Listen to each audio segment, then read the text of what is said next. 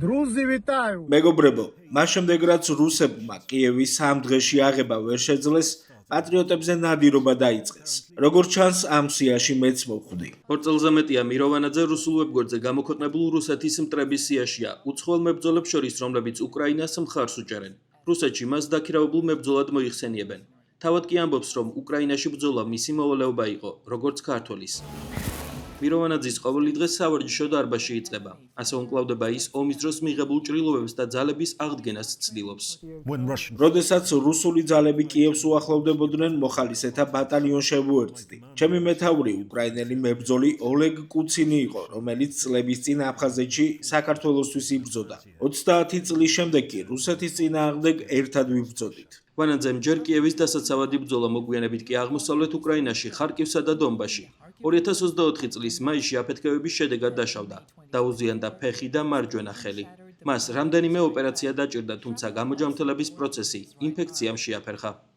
არაფერს ვნანობ, დრო რომ უკან დავაბრუნო, ზუსტად იმავეს გავაკეთებდი. ვამაყობ, რომ გმირი უკრაინელი ხალხის გვერდით ვიდექი. უკრაინელები თავისუფლებისთვის იბრძვიან და მეც ჩემი პატარა წვლილი შევიტანე საქართველოს სახელით. საქართველოდან უკრაინაში 2018 წელს სასწავლებლად წავიდა. შერეულ ბრძოლებში კარიერული სპორტსმენი გახდა და ადგილობრივ ლიგაში ორგზის ჩემპიონობა მოიპოვა.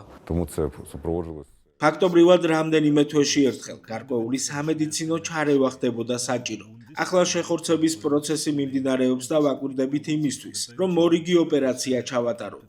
შემდეგ კი უკვე შეგვეძლება ვთქვათ, რომ ფეხის ფუნქციის სრულად აღდგენისკენ მივდივართ. ვანაძე ახლა ვეტერანებისთვის ადაპტირებულ საბრძოლო ღონისძიებებს აორგანიზებს. გასულ წელს კი უკრაინაში ქართველი ხალხის საერთაშორისო ასოციაცია დააფუძნა. მისი მიზანია ერებს შორის კავშირები გააძლიეროს. დიდი მიზნები მქონდა. მინდოდა ამერიკის შეერთებულ შტატებში წავსულიყავი და UFC-ს მებრძოლი გამხდარიყავი. მერე ომი დაიწყო და ყველაფერი შეიცვალა. 2023 წლის ნოემბერში უკრაინის მართლმადიდებელი ეკლესიის მაშინდელმა წინამძღვარმა პატრიარქმა ფილარეტმა მირო და ქართველი მოხალისეები წმინდა გიორგის მედლით დააჯილდოვა.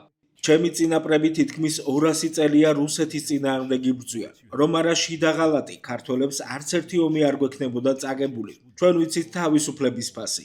ეს ფასი უკვე არაერთხელ გადავიხადეთ და კიდევ გადავიხდით. ძალიან ბევრი სისხლი დაიღვარა და ეს ჩვენი თავისუფლების ფასია. ჯერა რომ რუსეთი დაიშლება და ჩვენი წინაპრების დაღვრილი სისხლი ფუჭად არ ჩაივლის. ჩვენ აუცილებლად გავიმარჯვებთ და ჩვენს ტერიტორიებს დავიბრუნებთ.